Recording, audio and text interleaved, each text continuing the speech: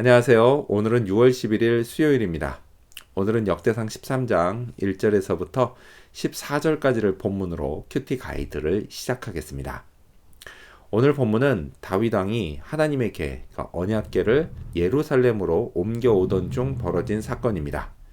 자, 그렇다면 오늘 이 본문을 통해 제가 묵상한 하나님은 오베데돔에게 복을 내리신 분입니다. 이번 시도는 결과적으로 실패했습니다. 예루살렘까지 다 옮겨오지 못했습니다. 이동을 맡은 우사가 도중에 큰 잘못을 해 하나님이 그를 죽이셨기 때문입니다. 자, 이에 다윗이 너무 두려워 옮기는 걸 포기했습니다. 근데 그렇다고 해서 이 궤를 길에 그냥 방치할 수는 없었습니다. 자, 그래서 선택된 곳이 오벳 에돔의 집입니다. 근데 그 사람인들 두렵지 않았을까요? 그래도 그는 순종했습니다. 자, 이렇게 궤는 그곳에 석 달을 머뭅니다. 14절 말씀을 읽겠습니다. 하나님의 궤가 오벳에돔의 집에서 그의 가족과 함께 석 달을 있으니라. 여호와께서 오벳에돔의 집과 그의 모든 소유에 복을 내리셨더라. 우려와 달리 그는 복을 받습니다. 이유가 뭘까요? 성경에 정확한 이유가 나와 있진 않습니다. 어쩌면 하나님이 그의 용기와 순종을 칭찬하신 게 아닐까요? 충분히 그럴 수 있습니다. 자, 그런데요, 이보다 더 그럴듯한 이유가 있습니다. 그건 오베데돔이 레위 지파 사람일 뿐 아니라 더욱이 고핫 자손이었기 때문이다 라는 겁니다. 참고로 바로 앞에 13절에 가드 사람이라고 나오는데요, 그건 거기서 태어났다는 뜻입니다. 자, 그의 족보는 저 뒤에 가면 나옵니다. 애초 하나님은 율법을 통해서 언약궤는 오직 레위 지파 고핫 자손만 메고 이동할 수 있게 정하셨습니다. 그 뜻에 맞았기 때문에 복을 받은 것입니다.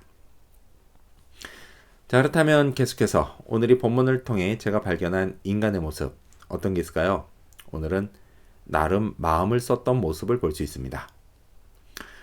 지난 70년 동안 방치에 가깝게 보관돼 있던 하나님의 궤를 수도인 예루살렘으로 옮기려고 했던 건 다윗이 칭찬받을 일입니다.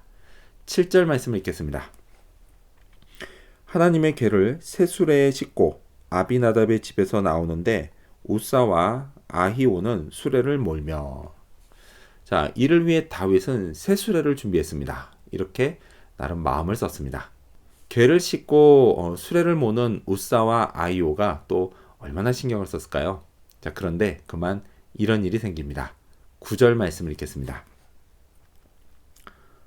기돈의 타작마당에 이르러서는 소들이 뛰므로 우사가 손을 펴서 궤를 붙들었더니.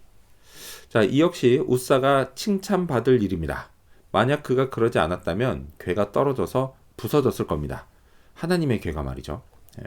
자, 하지만 결과는 너무 끔찍했습니다. 하나님의 진노로 우사가 죽었습니다. 이유가 뭘까요? 그도 나름 마음을 썼는데 말이죠. 이유는 간단했습니다. 하나님의 말씀, 곧 명령을 어겼기 때문입니다. 두 가지입니다. 먼저 첫 번째는 궤를 수레로 옮긴 겁니다.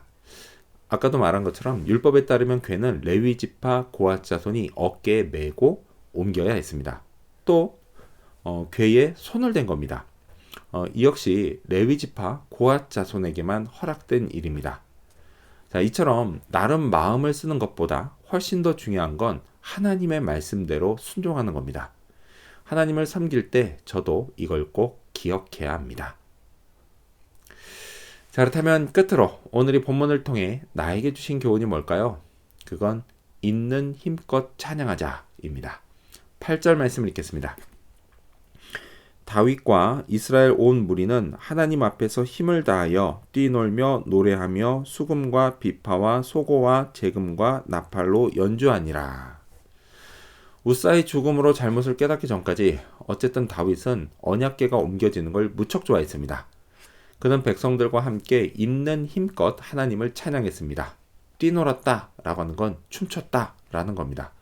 이렇게 춤추고 노래하고 악기들을 연주하는 등 있는 힘껏 찬양했습니다. 다윗의 이런 순수한 모습을 본받아야겠습니다. 하나님은요, 제가 다윗처럼 찬양하는 걸 분명 기뻐하실 겁니다. 남편이 아내에게, 또 아내가 남편에게 사랑을 적극적으로 표현하는 건 지극히 자연스럽고 참 좋은 일입니다. 찬양도 마찬가지입니다. 적극적으로 하는 건 지극히 자연스럽고 참 좋은 일입니다. 그 예배 중 찬양 시간에만 그런 게 아니라 평소 제 삶을 통해서도 하나님을 적극적으로 찬양할 수 있을 겁니다. 어떻게 하면 좋은지 오늘은 그 방법을 생각하는 그런 하루가 되어야겠습니다. 기도하겠습니다. 오벳 에돔에게 복을 내리신 하나님, 다윗처럼 하나님을 있는 힘껏 찬양하게 해 주시옵소서. 오늘 제 삶을 통해 그렇게 하기를 원하오며 예수님 이름으로 기도합니다.